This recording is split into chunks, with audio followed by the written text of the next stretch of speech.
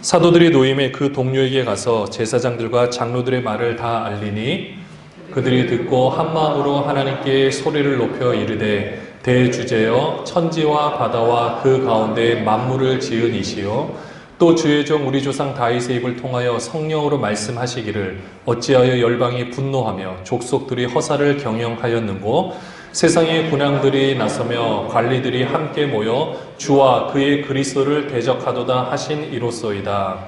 과연 헤롯과 본디오 빌라도는 이방인과 이스라엘 백성과 합세하여 하나님께서 기름 부으신 거룩한 종 예수를 거슬러 하나님의 권능과 뜻대로 이루려고 예정하신 그것을 행하려고 이 성에 모였나이다. 주여 이제도 그들의 위협함을 굽어 보시옵고 또 종들로 하여금 담대히 하나님의 말씀을 전하게 하여 주시오며 손을 내밀어 병을 낫게 하시옵고 표적과 기사가 거룩한 종 예수의 이름으로 이루어지게 하옵소서 하더라. 빌기를 다음에 모인 곳이 진동하더니 무리가 다 성령이 충만하여 담대히 하나님의 말씀을 전하니라.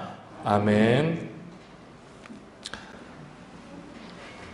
코로나19라는 어려운 환경에서도 대한민국이 언택트 문화를 잘 지킬 수 있었던 아주 중요한 도움을 주는 사람들이 있었습니다. 자가격리를 당하더라도요, 큰 불편 없이 살 수 있는 것도 이분들의 도움이 컸었죠.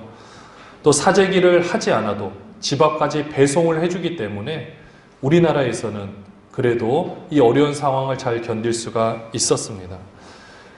사실 언택트라고 하죠. 서로 만나지 않는다고 하지만 우리가 만나야 될 것을 누군가가 대신해주는 사람들이 있었습니다. 바로 배송을 해주는 우리 택배기사들 분들과 또 음식을 또 배달해주는 우리 모든 그 배송기사분들이 많은 노력을 해 주었기 때문에 가능한 것입니다.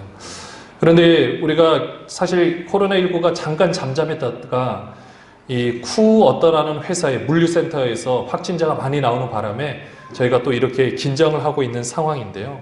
근데 그 새벽 배송으로 유명한 마켓 무슨 회사와 뭐라는 회사가 있었는데 둘 다 이 문제에 같이 걸렸는데요. 아시다시피 마켓 어떤 회사는 그래도 대처를 잘 해서 많은 손해가 있었음에도 불구하고 기사들 안전과 우리 모든 배송 물품을 정지시키고 소독도 하는 이런 조치를 취한 반면에 뭐라는 회사는 조치를 취하지 않는 것 때문에 언론에 이게 도마 위에 오른 적이 있었습니다. 여러분들 그러다 보니까 큰 파장이 일어나게 됐죠. 그래서 쿠라는 이 회사에서 배송을 받는 사람이 정말 많거든요. 저희도 그 주간에 받은 물품들을 보니까 꽤 되더라고요. 근데 그 받을 때도 어떻게 했느냐, 괜히 그 찜찜함이 있잖아요.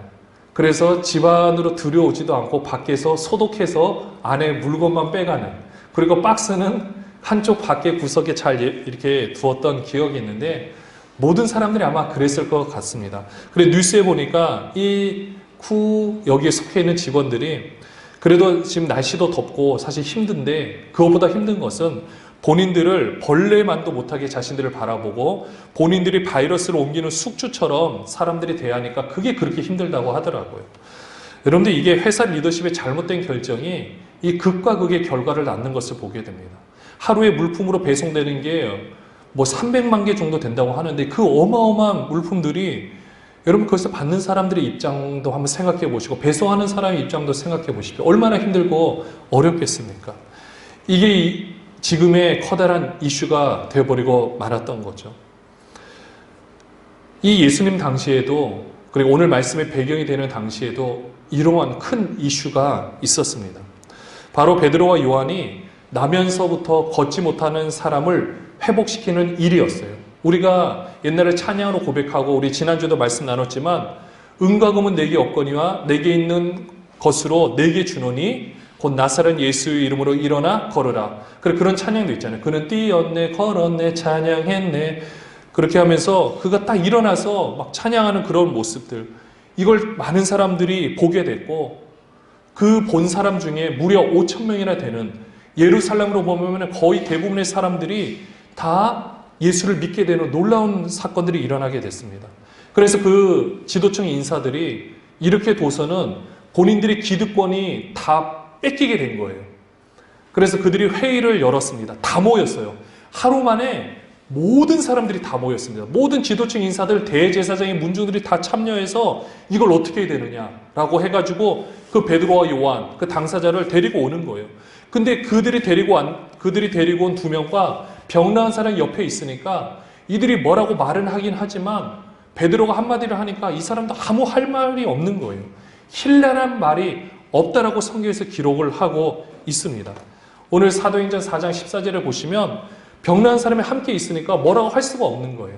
이건 뭡니까? 그 수많은 신학자들 그리고 학자들이 다 있는 상황에서, 지도층 인사들이 다 있는 상황에서 지금 베드로와 요한이 하는 말에 대해서 반박할 수 있는 근거가 없는 거예요. 사실 이들의 그 상황 가운데 몸이 약한 사람이 회복이 됐다라는 것은 정말로 놀라운 일이거든요. 그 몸이 아픈 것은 어쨌든 간에 그들 사람들의 생각에서는 이게 하나님 앞에 죄를 지어서 그렇기 때문이다라는 게 제가 누누이 말씀드렸었죠. 그 사람들의 인식이었어요. 몸이 아픈다든지 가난하다든지. 근데 그 사람이 회복이 됐단 말이에요.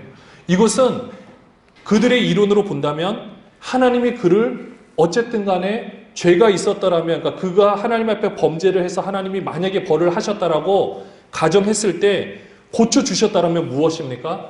회복시켜 주셨다라는 것은 죄를 용서해 주셨다라는 뜻이 되잖아요. 그러니까 이들의 가르침으로 봤을 때 놀라운 일이 일어나게 된 겁니다. 그래서 사도행전 4장 27절 28절에 보시면은 이들이 지금 같이 제자들이 모여서 기도를 하고 있는 그 구절 중에 하나예요. 뭐라고 기도를 하느냐? 과연 헤롯과 본디오 빌라도는 이방인과 이스라엘 백성과 합세하여 하나님께서 기름 부으신 거룩한 종 예수를 거슬러. 그러니까 지금 자기네들이 지금 핍박을 받고 있는데 그 이전의 모습들 보니까 예수님께서 그 당시의 리더십들에 의해서 십자가에 못 박히시기 전에 재판을 받고 있는 상황을 지금 이들이 기도하면서 이야기를 하고 있는 거예요. 28절에는 하나님의 권능과 뜻대로 이루려고 예정하신 그것을 행하려고 이 성에 모였나이다. 이게 무엇입니까? 그 예루살렘 성에 모여서 이제 예수님을 십자가에 못 박으려고 본디오 빌라도 그리고 헤롯 그리고 많은 지도층 인사들이 모여서 그 로마의 권력을 등에 입고 있는 사람들이 이 예수를 죽이고자 그리고 그것을 실제적으로 행한 것을 이야기를 하고 있는 것입니다. 그들은 예수를 죽일 수밖에 없었거든요. 그런데 그것이 오늘 여기 방금 읽으셨던 말씀에 보니까 하나님의 권능과 뜻대로 이루려고 했다라는 것이 무슨 뜻일까요? 그들은 죽이려고 했지만, 그래서 예수를 죽이면 모든 것이 끝난다고 생각했지만 그 예수님께서 죽으시는 것까지 하나님의 놀라운 뜻 안에 있었다라는 거죠. 그러니까 그들의 범죄와 그들의 어리석은 행동이 그것이라 할지라도 하나님을 합력하여 선을 이루어 나가시는 것을 이들이 지금 기도하면서 선포를 하고 있는 것입니다. 근데요, 이제는 그 자리에 누가 서 있습니까? 이 제자들이 서 있는 거예요. 예수님이 십자가 이미 못 박혀서 죽으시고 부활하신 다음에 승천하셨어요. 근데 그 리더십들 앞에 이제는 예수가 서 있는 게 아니라 이 제자들이 서 있는 거예요. 그 자리에 서서 뭐라고 말하느냐? 이 4장 18절에 보시면은요, 이들이 이제 힐난할 말이 없어서 어떻게 할까 고민을 하는 거예요. 그래서 이제는 어쩔 수 없다. 위협해서 이 사람들에게 경고를 해가지고 다시는 여기서 말을 못하게 하자라고 하는 겁니다. 4장 18절에 보시면 그들을 불러 경고하여 도무지 예수의 이름으로 말하지도 말고 가르치지도 말라 하니, 이들이 지금 이 리더십들이 베드로와 요한에게 이야기를 하니까 베드로와 요한이 뭐라고 반응을 하느냐? 19절에 베드로와 요한이 대답하여 이르되 하나님 앞에서 너희의 말을 듣는 것이 하나님의 말씀을 듣는 것보다 옳은가 판단하라 라고 이들이 고백을 합니다. 여기서 너희의 말, 여러분 우리가 옆에서 이 상황을 직접 겪어보지 못하고 이 말씀을 읽을 때는 그냥 너희의 말, 제자들이 용감하구나 생각하겠지만요, 이거는 지금 우리의 생사의 모든 문제가 달려있는 그 주권자 앞에서 우리가 뭐라고 할 수 있는 이 용기를 말하고 있는 것입니다. 단순한 사람들이 아니라 당시 최고의 고위층 인사들이에요. 베드로와 요한의 사역을 완전히 막을 수도 있고 이들의 모든 앞길을 다 완전히 아무것도 못하게끔 막을 수도 있는 사람들인데 그 사람들 앞에서 담대히 말을 하고 있는 것입니다. 사실 이 당시에 지금 지도층 인사들은 무엇을 잘못했냐면요. 당시에 많은 이스라엘 백성들은 참 힘든 삶을 살았습니다. 상위 몇 프로 되는 부자들, 사두개파, 왕족들 같은 돈이 많거나 아니면은 종교적으로 명예로운 바리새인이라든지 이런 사람들 외에는요.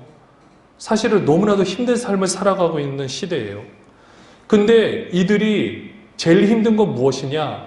경제적으로 힘든 것도 사실 굉장히 어려운데 이 신앙적으로 설 수 없다 보니까 너무 힘든 겁니다. 여러분들이 만약에 이렇게 생각하시면 돼요. 지금부터 이 대한민국 교회에서 신앙생활을 하시려면 헌금은 얼마 이상, 그 다음에 모든 새벽부터 해서 모든 예배 다 참석하시고, 그러니까 회사 반차 내던 월차를 내시고 토요일도 다 모여서 준비하시고 이런 식으로 얘기를 한다면 할 수 있는 분이 몇 분이나 되시겠습니까? 어렵거든요. 내가 CEO나 아니면은 내 시간을 마음대로 조절할 수 있는 자영업자 또는 그것을 조절할 수 있는 위치가 되지 않고서는 그 틀에 맞춰서 신앙생활 하는 게 너무나도 어렵습니다. 근데 이런 것들을 다 한다라면은 적용시킨다라면 얼마나 어렵겠습니까? 그러니까 그 시대의 사람들이요, 이 지도층 인사들이 만들어 놓은 수많은 율법들, 이 율법대로 생활하려고 하다 보니까 너무 힘든 거예요. 그러니까 몇 사람들은 포기할 수밖에 없습니다. 여러분들 기술이 만약에 다른 기술을 다 할 수 있는 사람들이라면 가능할 수 있겠지만 우리가 그냥 지금의 논리로 봤을 때 우리가 주일 성수를 여러분들 제대로 못하면요, 큰 교회에서 이제 직분을 줄 때 일단 1차적으로 제합니다. 근데 여러분들 그 직분에 해당되는 사람이요, 잘 보면 예를 들어서 소방서에 근무를 한다든지 아니면 그런 주일날 어쩔 수 없이 일을 해야 되는 사람들이 있으면 이분들은 직분을 맡기가 굉장히 어려워요. 그래서 제가 유심히 이렇게 보니까 직분을 맡은 사람들의 특징 중에 하나, 왜냐하면 또 하나의 특징 하나는요, 장례가 나면 평일에도 본인 일을 제쳐놓고 가셔야 되는 상황들이 있어요. 근데 그런 상황을 맞닥뜨릴 수 있는 직장인들이 얼마나 계십니까? 그래서 보니까 내 시간을 조절할 수 있는 부동산 또는 건축 또는 이렇게 관리할 수 있는 분 외에는 내가 보통대로 직장 생활하면서 직분 받기가 굉장히 어려운 게 우리나라의 현실이에요. 근데 하물며 이 시대는 어떻겠습니까? 그러니까 내가 신앙적으로 선다라는 것이 너무 어려운 상황이에요. 그러면 지도층 인사들이 그런 상황을 알면은 그들을 생각해서 정말 하나님이 원하시는 뜻이 무엇인지 그들이 말씀을 통해서 열심히 공부하니까 잘 알 거 아닙니까? 그 아는 것을 가지고 이들이 잘 이해하고 당신들의 삶이 지금 괜찮고 이렇게 살면 좋습니다라고 해줘야 되는데 그렇게 하지 않고 계속해서 그들의 삶을 올가매다 보니 포기할 수밖에 없는 겁니다. 그러니까 나는 이제 이렇게 사는 것이 어쩔 수 없구나. 그러면 옆에서 또 뭐라고 정죄합니까? 이런 신앙이 없는 사람, 이런 믿음이 없는 사람, 왜 그렇게밖에 살지 못하느냐라고 정죄를 하면 나중에는 처음에는 정죄함을 받았을 때 안타까운 마음이 들다가 이제는 거기에 대해서 반응하기도 어려운, 그냥 만성화돼서 그걸 인정해버리는 안타까운 삶을 살아가게 되는 것입니다. 지도층 인사는 거기에 대해서 재해석을 계속해서 해줘야 되는 거예요. 근데 해주지 못하니까 얼마나 힘들겠습니까? 그래서 이 제자들은요, 4장 29절에 이렇게 이야기합니다. 주여 이제도 그들의 위협함을 굽어보시옵고 또 종들로 하여금 담대히 하나님의 말씀을 전하게 하여 주시오며 라고 하고 4장 30절에 손을 내밀어 병을 낫게 하시옵고 표적과 기사가 거룩한 종 예수의 이름으로 이루어지게 하옵소서 하더라. 누구의 이름으로요? 예수의 이름으로. 무엇이요? 병을 낫게 하시고 표적과 기사가 일어나기를 간절히 원하고 있는 것입니다. 여러분 이게 무슨 뜻일까요? 예수의 이름의 표적과 기사와 또 손을 내밀어 병을 낫게 하는 이런 놀라운 이적들이 그 당시 일어나야 되는 목적이 무엇일까요? 그들이요, 내가 신앙적으로 만들어 놓은 울타리 안에 내가 걸리게 되면은요, 내가 혼자 스스로 그것을 나를 스스로 끄집어낼 수가 없습니다. 신앙의 잘못된 울타리가 걷어져야 돼요. 근데 이것이 걷어지는 비결은요, 그 당시 지도층 인사가 바꿔야 되는데 그들의 생각에서는 그것을 바꿀 수 있는 힘이 없습니다. 그러면 베드로 요한이 바꿔야 되는데 이런 제자들이 새로운 리더십들이 바꿔야 되는데 바꿀 수 있는 힘이 없어요. 기득권이 없습니다. 그러니까 어떻게 해야 될까요? 이때는 하나님의 비상한 방법밖에 기다릴 수 있는 것이 없는 거예요. 그래서 이들을 통하여 표적과 기사가 기도할 때 나타날 수밖에 없는 이유가, 그리고 그렇게 돼야 되는 이유가 그들의 잘못된 생각을 바꿔야 되기 때문에 이런 일이 일어나야 하는 것입니다. 4장 31절에 보시면 빌기를 다하며 모인 곳이 진동하더니 무리가 다 성령이 충만하여 담대히 하나님의 말씀을 전하니라. 아까 29절 30절에서 그들이 위협함을 두고 보시고 그러나 우리는 말씀을 담대히 하나님의 말씀을 전하게 하여 주시옵소서라고 29절에 고백하고요. 30절에서 예수의 이름으로 이루어지기를 원합니다 라고 하고 31절에 뭐 어떻게 됩니까? 담대히 하나님의 말씀을 전하게 되는 거예요. 이 역사들이 이 3절 안에 다 일어나게 되고 기도를 통해서 이 역사가 일어나기를 원하는 마음으로 지금 그들이 기도를 하고 있는 것입니다. 예수의 이름으로 그들에게 복음이 전해지고 하나님의 말씀이 전해지는 것이 무엇일까요? 복음이 전해지는 것입니다. 복음이 그러면 무엇이겠습니까? 여러분들 그 당시에 잘못 경영되고 있는 그 세상을 복음의 능력으로 새롭게 하는 것이 예수의 이름으로 이루어져야 되는 건데요. 그러면 복음이 무엇이냐? 여러분들 우리는 복음하면 지금 우리들의 생각에서는 항상 개인적인 구원만을 먼저 생각을 합니다. 솔직히 그래요. 하나님과의 관계에서 나와 하나님과의 관계에만 초점을 맞춰서 그것만 이루면 된다라는 생각이 우리한테 너무 팽배해져 있습니다. 근데 잘 보시면요. 그때 당시 복음이 무엇이었냐 보면은요. 복음은 우리들 하나님과 우리 사이의 관계, 그것을 약속, 계약 또는 언약이라고 하죠. 이런 언약을 우리가 스스로 깼기 때문에 이것을 이제는 하나님께서 새롭게 하시겠다라고 그 예수님을 통해 말씀하셨습니다. 우리 누가복음 22장 20절 같이 한번 읽을게요. 저녁 먹은 후에 잔도 그와 같이 하여 이르시되 이 잔은 내 피로 세우는 새 언약이니 곧 너희를 위하여 붓는 것이니라. 뭐라고 말씀하셨습니까? 내 피로 세우는 새 언약이에요. 잘 보십시오. 단순 개인 구원에 관한 말씀이 아니라 새 언약이 무엇입니까? 새로운 언약. 이전 것에 우리가 잘못했으니까 계약이 깨졌단 말이에요. 그래서 다시 한번 이제 새롭게 계약을 맺으겠다. 누구로? 예수의 피로. 십자가에 흘리신 피로 이제 새로운 계약을 맺었으니까 이제부터는 이 계약에 걸맞는 삶을 살아가야 되는 게 우리의 몫인 거예요. 근데 우리는요, 사실 이 계약 간의 관계에서도 우리는 개인적으로 생각을 하게 되는데, 그러니까 예수의 이름으로 이루어지는 것은 지금의 잘못된 관습, 그러니까 그 당시에도 잘못된 관습과 잘못된 교리로 인하여서 고통받고 있는 그 울타리를 이 예수의 이름으로 기적과 이사가 나타나고 병이 고침을 받음으로 말미암아 그들이 가르치고 있는 것들이 잘못되어 있다라는 것을 증명시켜서 그 울타리를 걷어내 주어서 그들이 아름답게 하나님 앞에서 행복한 신앙생활을 할 수 있도록 해주는 게 예수의 이름으로 이루는 것입니다. 그러면 지금은 어떨까요? 우리도 마찬가지입니다.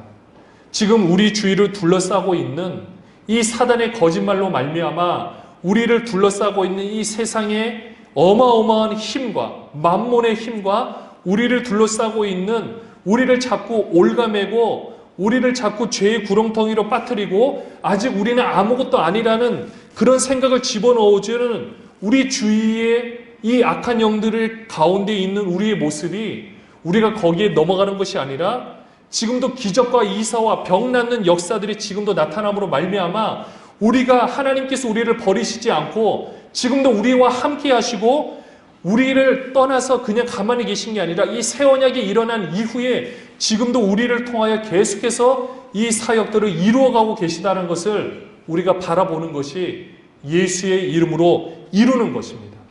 여러분들 이거는요 우리 개인의 역사뿐만 아니라 이 사회 공동체 안에서 이 모든 역사들이 동시다발적으로 일어나야 하는 거예요.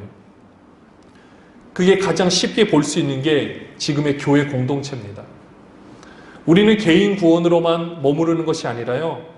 이 교회가 함께 이 사역을 감당하기 위해서 우리를 구원하여 주시고 우리가 이렇게 모여서 한 공동체를 이루어서 간다는 것을 우리가 꼭 기억하셔야 하는 겁니다.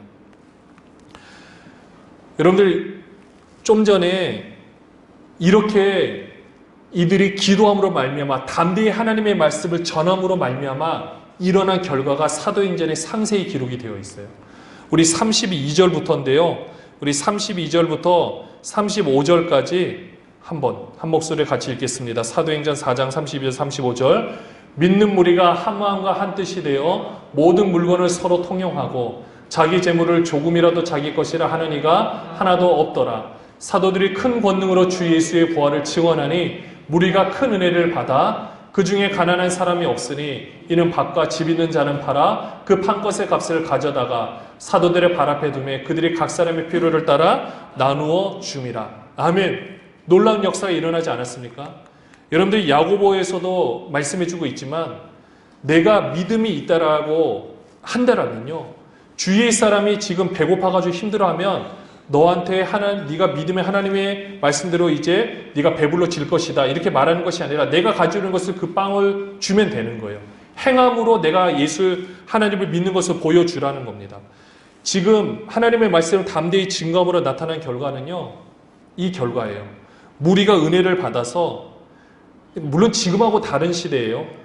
너무나도 가난하고 힘든 사람이 많았기 때문에 한 끼 밥을 먹는다는 게 너무 어려웠어요. 여러분들, 우리나라도 제가 아주 어렸을 때, 사실 그때도 깡시골에 잠깐 있었을 때도 도시락을 싸오지 못해서 힘들어하는 애들이 한두 명이 있었고요.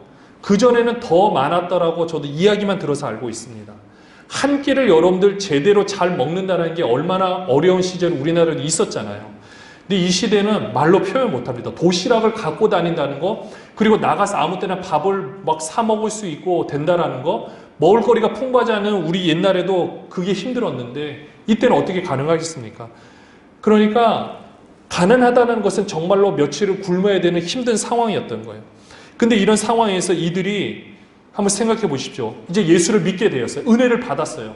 근데 은혜를 받게 되고 보니까 정말 내 이웃을 내 몸같이 사랑하는 그 말씀의 참된 의미를 알게 되니까, 아, 나를 구원해 주셔서 감사합니다 해서 머무르는 것이 아니라 내가 가진 것을 가지고 이들과 함께 나누는 거예요. 여기서 나눈다라는 게 그들의 필요, 일단 먹을 것이 없는 사람들에게 먹을 것을 공급해서 그들이 적어도 모인 공동체 안에서 가난한 사람이 없어서 그들이 굶어 죽지 않고 아름다운 삶을 살아갈 수 있는 계기가 마련됐다라는 것입니다. 이게 원래 구약시대에서 하나님께서 이렇게 이스라엘 백성들만큼은 이것을 지키라라고 해서 안식일, 안식년, 희년, 그리고 밭의 농작물도 주변의 모든 것들을 조금씩 남겨두고 탈곡하다가 떨어뜨린 것은 줍지 말고 고아와 가부와 이 가난한 사람들을 위해서, 나그네를 위해서 먹을 것을 주라는 이런 뜻들이 있었는데 이스라엘 백성들이 안 지켜서 망했거든요. 그 계약을 안 지켜서 망했거든요. 그런데 이제는 이 이스라엘 백성이 도저히 이것은 사람의 힘으로 지키라고 해서 지킬 수가 없는 거예요. 내가 가지고 있는 물질을, 내가 가지고 있는 그 부분을 팔아서 누군가 나 함께 나눈다? 말도 안 되는 일이라 생각할 수 있겠죠. 근데 이 일들이 실제로 일어나게 됐습니다. 적어도 구약시대에서 하나님께서 말씀하신 그 법들, 계약의 법들이 지금은 똑같은 형태가 아니라 할지라도 그 정신이 다시 한번 부활이 돼서 실현이 되는 거예요. 뭐로 실현이 됐습니까? 예수의 이름으로 표적과 기사가 나타나고 예수의 이름으로 그들의 생각이 바뀌어지게 되니까 이런 놀라운 역사가 일어나게 되고, 이 모든 부분들이 교회를 통해서 복음이 어마어마하게 전파가 되기 시작합니다. 믿는 사람들의 수가 계속해서 증가하게 되고, 딴 데서는 힘든데 교회에 오면 이런 모든 것들을 공급받을 수 있고 살아갈 수 있는 이런 시스템이 마련이 되게 된 거죠. 여러분들, 이게 인위적인 힘으로 가능하겠습니까? 어렵겠습니까? 어렵습니다. 그러면 우리는 이 말씀을 보면서 우리에게 어떻게 적용할 것인가를 우리는 살펴보아야 되는 거죠. 우리에 있는 재산을 팔라는 것인가? 그것이 아닙니다. 우리는요, 지금 우리의 힘으로 무엇인가를 할 수 없는 참 어려운 상황이에요. 지금 우리가 밖에 나가서 전도를 하고 싶어도 코로나19라는 상황 때문에 무엇인가를 주기도 어렵고 받으려고 하지도 않을 겁니다. 그 다음에 이 상황에서 우리가 그나마 잘 오시던 분들도 지금 이 코로나19라는 상황 때문에 우리 다음 세대도 못 오고 있고 부모님들이 보내지 않고 있고 이런 어려운 상황이 있잖아요. 그리고 대한민국 전체의 상황과 또 지금도 큰 교회 아니면 잘 안 가려고 하는 이런 상황들이 있고 여러분들 이렇게 조금 더 희망을 찾기 어려운 상황에 그럼 우리가 무엇을 해야 되겠습니까? 여러분들 방금 읽으셨던 이 모든 물건 통용해서 나누는 그 상황이 일어나기 전에는 이들이 지금 위협을 당하고 기도하고 있는 상황이었어요. 그리고 그 전에는 예수님께서 오순절날 그러니까 예수님께서 성령이 임하시기를 기도하며 기다리라고 했었고 이들은 기다리고 있었고요. 앞으로 교회가 이렇게 갑자기 성장하게 될지 왜냐 본인들 멤버 외에는 아무것도 없었잖아요. 어떻게 될지 이들은 모르고 있었습니다. 근데 예수님이 알고 계셨기에 그들 보고 기도하라는 거예요. 준비하라는 거예요.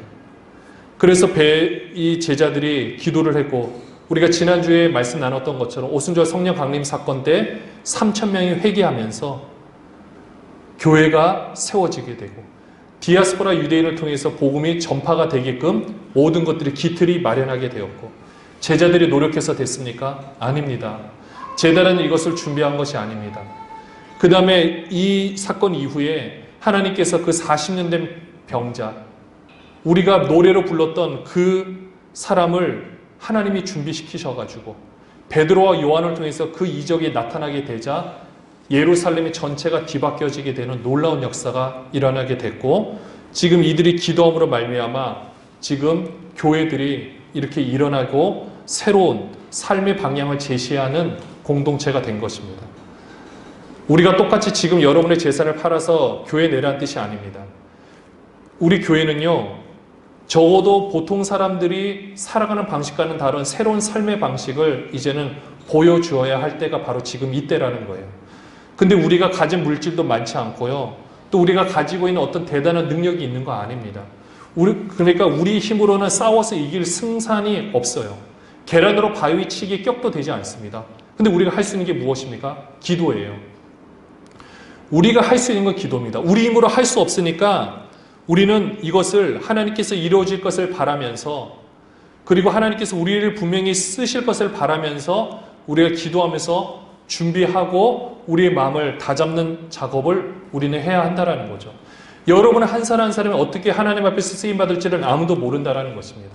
만약에 여러분들이 이 교회를 떼어놓고 여러분의 인생만을 생각했을 때 여러분이 지금 열심히 일을 하시는 것이 사실 하나님 앞에 정말로 귀한 건데요.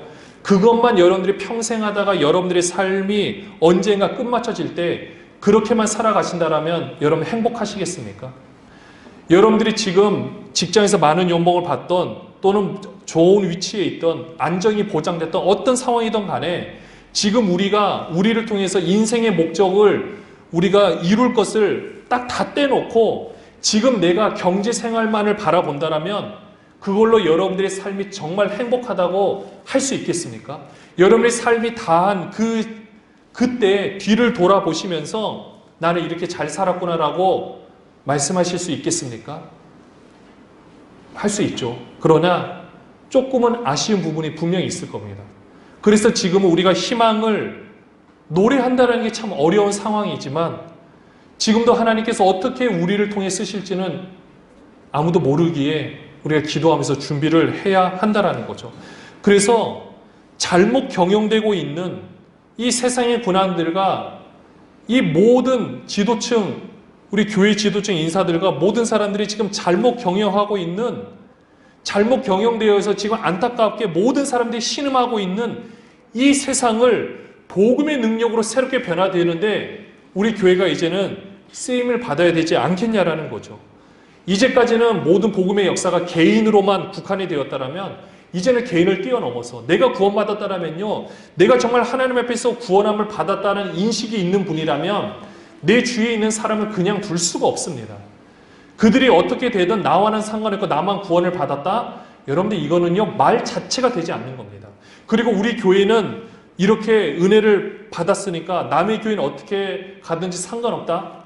사실 우리는 지금은 도울 여력이 되지 않아서 그렇지만은 이것도 말이 안 되거든요.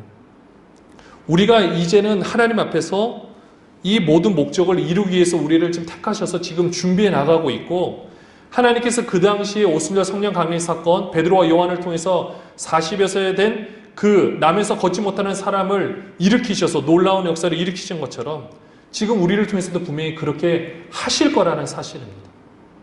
지금은 코로나19라는 이 상황이 우리를 옥죄고 있고 아무것도 못하는 상황일 수도 있는데, 그래도 우리는 이 일들이 왜 발생했는지는 아무도 몰라요.